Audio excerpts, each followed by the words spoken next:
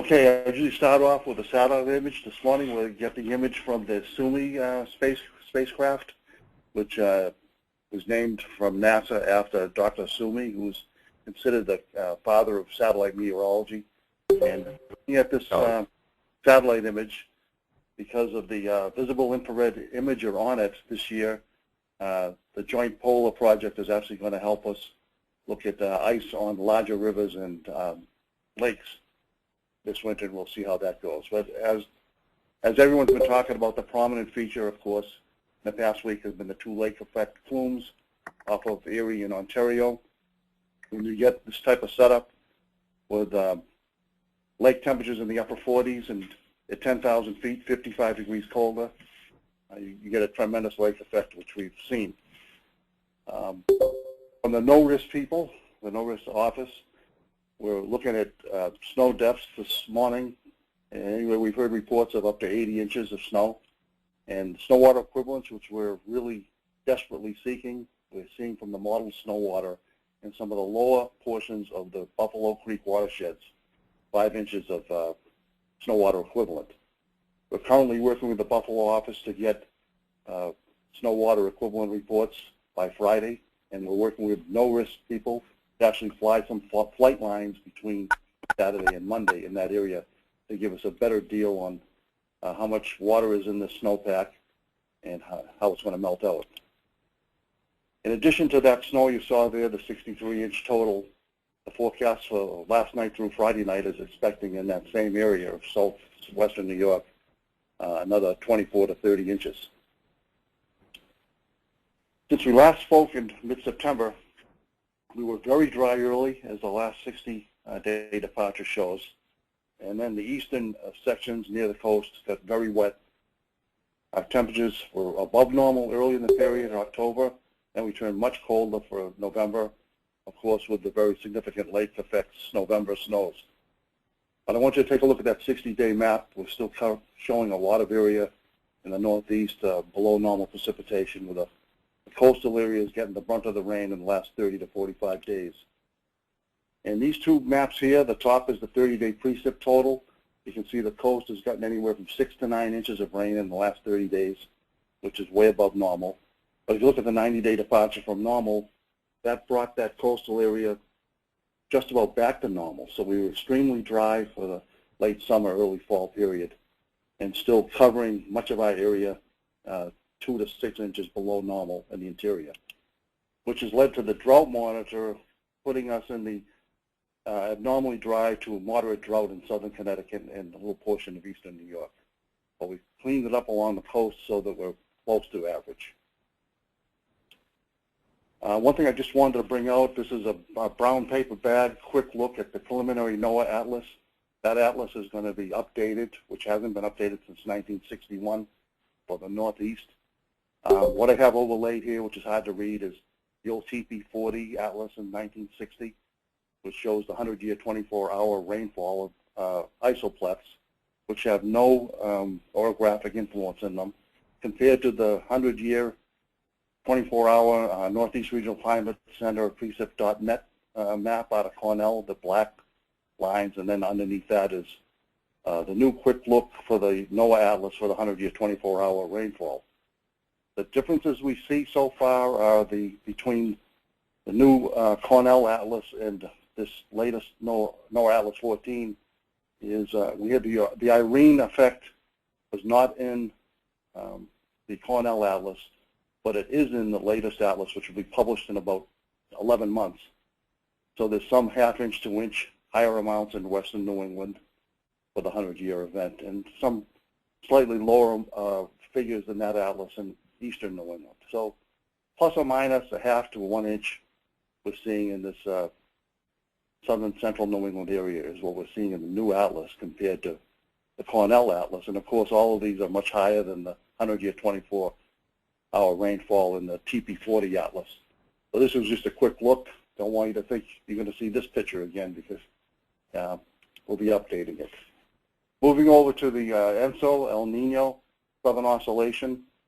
Dave has put some slides together. And we were talking about this period here of October through January we'd be in this very weak El Nino to neutral pattern. And that's where we stand, not a strong El Nino this year. And on the ENSO forecast, if you look at the bottom graphic, the sea surface temperature anomalies, there are some 0.5 to 0.8 centigrade above normal temperatures in the the Pacific. And the big question is what type of effect does this have on us? We know that maybe the moderate to strong El Nino has an effect on our climate here, depending upon where it's centered, either a Eastern Pacific El Nino or a Central Pacific El Nino. But since this year we're only considering a weak El Nino, those effects might not be manifest. Dave is on.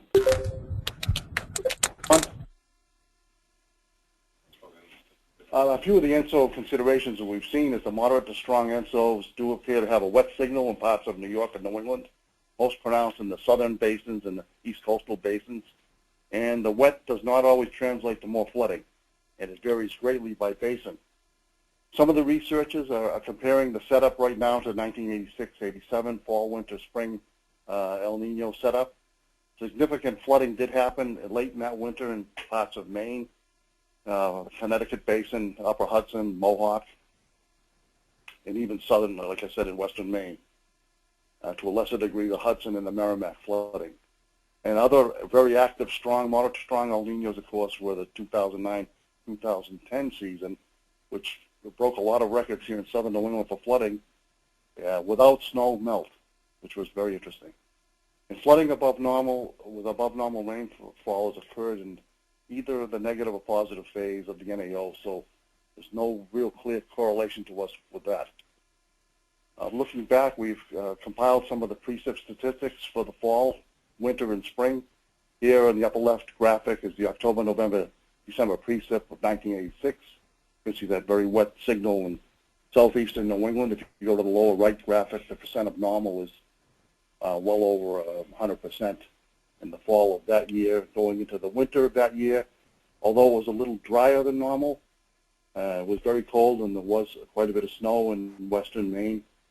And as we headed to the spring, when we're really going to start melting stuff out, you can see in the lower right graphic our percent of normal that year during that ENSO was above normal, which led to some of the big flooding in western Maine.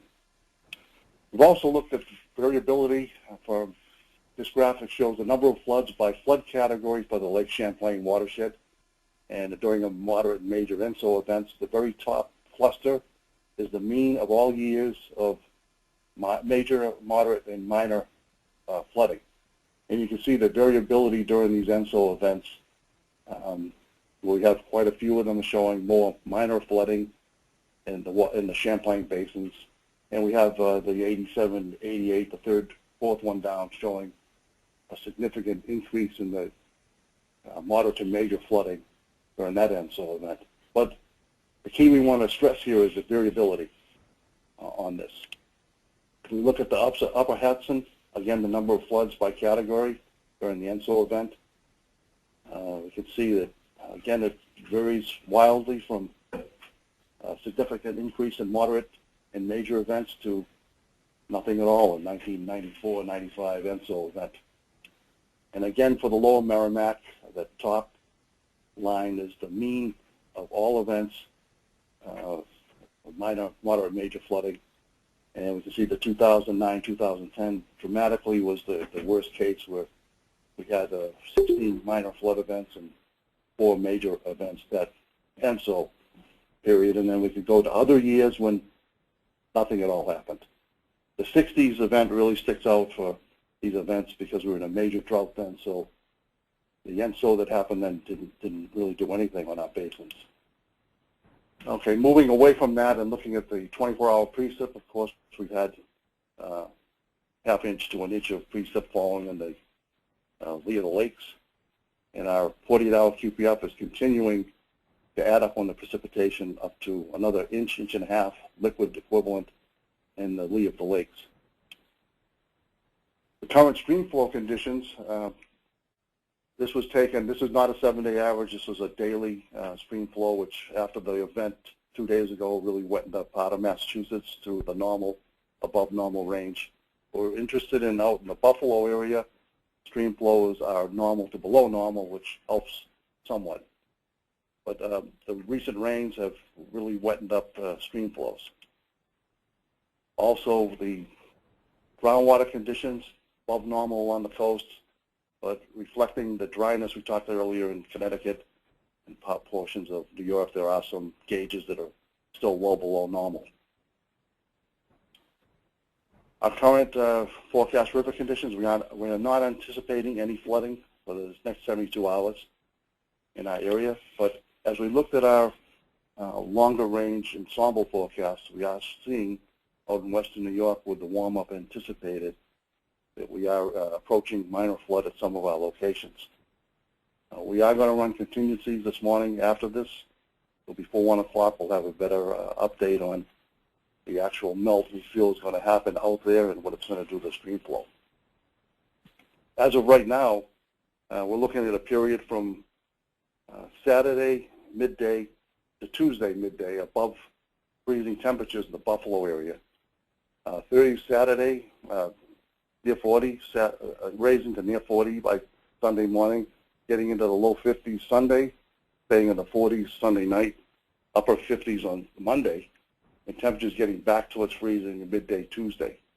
So during this period, we expect winds will be coming off of the southwest, west-southwest off of Erie and Ontario, 20 to 30 miles an hour from later on Sunday through Tuesday morning. And we're expecting with this warm-up anywhere from 1.5 to maybe 2.5 to 3 inches of melt out of that snowpack. So this pack is too cold and too big to certainly get rid of quickly, and the air mass is not tremendously warm coming in. So there's a period of about 1 to 3 days where we're going to be above freezing and then back to cold weather out there. Looking at the water supply and lake levels in our area, New York City water supply is currently at 66% or below normal. Normal is 75% capacity. Situate Reservoir in Rhode Island it's 274 elevation, 73% of capacity, which is a little bit lower than normal. Quabbin Reservoir levels were at 93% capacity, which they're considering normal. Looking ahead, as I briefly had mentioned, the cold is going to ease come the weekend. 1 to 3 day warm-up with some light precipitation under an inch out in western New York, possibly somewhat higher in coastal areas of eastern New England. The cold reloads again middle to late next week, and a ridge is attempting to build in the west, and the trough is attempting to dominate the east, so it could be colder than normal for that period. I say colder west and warmer east here. The coldest weather we expect, according to normal in our area, will be out in western New York. It will be warmer in eastern Maine, according to the outlooks which I'll show. Surface analysis for Monday the 24th is showing deepening low pressure in the Great Lakes, bringing the warm southwest flow into the western New York area. That quickly moves out, and the upper level pattern is showing the cold reloading in the upper Midwest, but southwest flow at all levels through the Buffalo area for that 1 to 2, maybe 2.5 day period. Then by Friday, November 28th, back into the very cold air in the northeast with snow squalls, snow lake effect event probably occurring again, but cold, no melt at this time. 500 millibar analysis shows the trough in the east dominating in the ridge out west. So it looks to get cold again, as I've mentioned several times. The CPC 6 to 14 day outlook, the 6 to 10 day outlook is in the upper left and upper right graphics.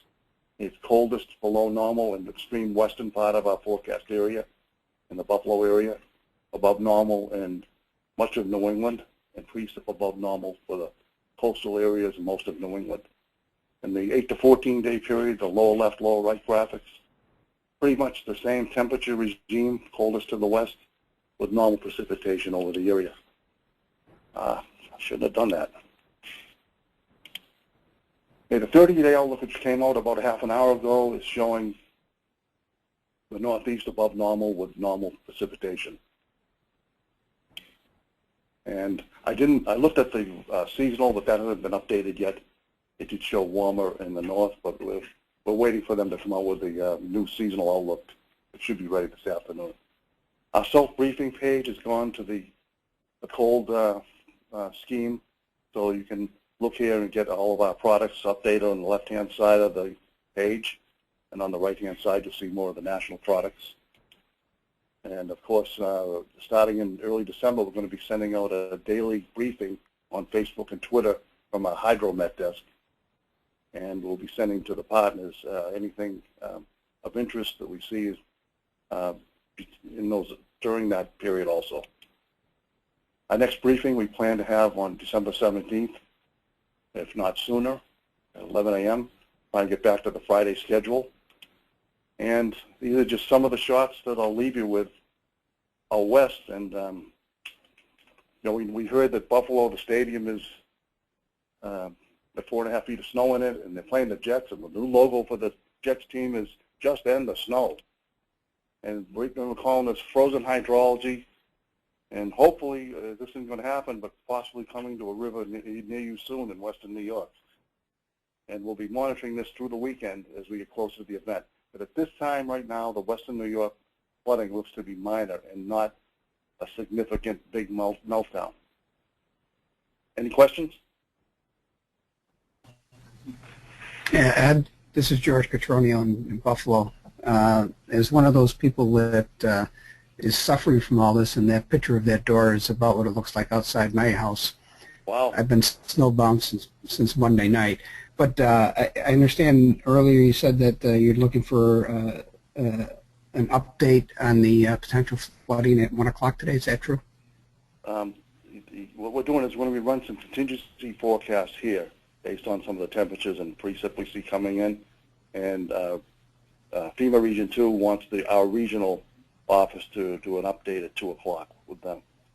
So we will be looking. Okay. Some stuff. I don't know, George. If you can get us a snow water equivalent, that'd be helpful. If you got that much. Yeah. Yeah. Good luck. Okay. I'll go out and get a bucket. I'll get a tube, and I got about 6 feet out here, so and I'll melt it down. I hope George doesn't look like that one on the lower left, and maybe he's got a little smile on it, like the one on the lower right. No, I'm on the lower right. Yeah, the one with the smile. That almost looks like my house. Wow. Yeah, so I'll do that and I'll let you know.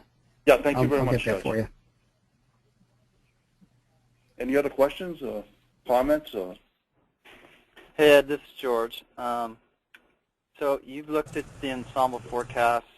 Just understanding we don't have the snow water equivalent really to verify what we're seeing, but what's your general impressions of the ensemble forecast runs right now? Are they out to lunch, or are they pretty? You think they're pretty fairly painting a pretty good picture here? We think based on the raw temperature and precip data, they are painting a pretty good picture, because it doesn't seem like we're going to get massive melt out there. You know, Bill and Norm, we're going to be running this, you know, within the next 2 hours.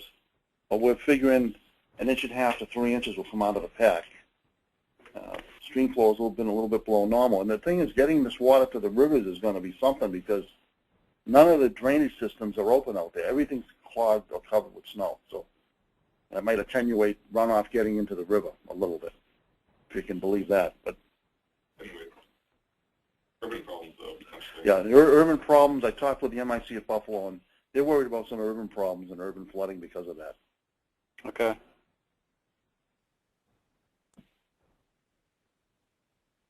So we think that they may be a little underdone on the NAEPS and the GFS ensemble, but we're still expecting minor flooding at this point.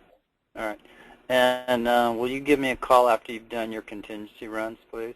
Yeah, I'll call you. Yeah. Okay. Thanks, Ed. Okay. And George, I hope you can get out of your door before Sunday, because you might want to go to the Buffalo game, right? I'm going to watch it on TV. George, I heard they're hiring shovelers for $10 an hour, I think. Yeah, Yeah. the problem is there's driving bans all around it. You have to walk there. Oh boy. Okay. What's the date with the next briefing again? The next update was we figured on Friday, December 17th, unless sooner, unless we get something real significant coming out of this or any other event. Linda? 17th is Wednesday. No, it'll be the 19th. Okay. Friday the 19th.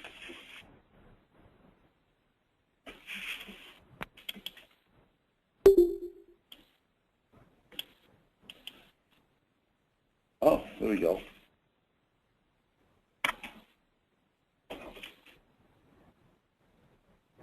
Okay, thank you very much.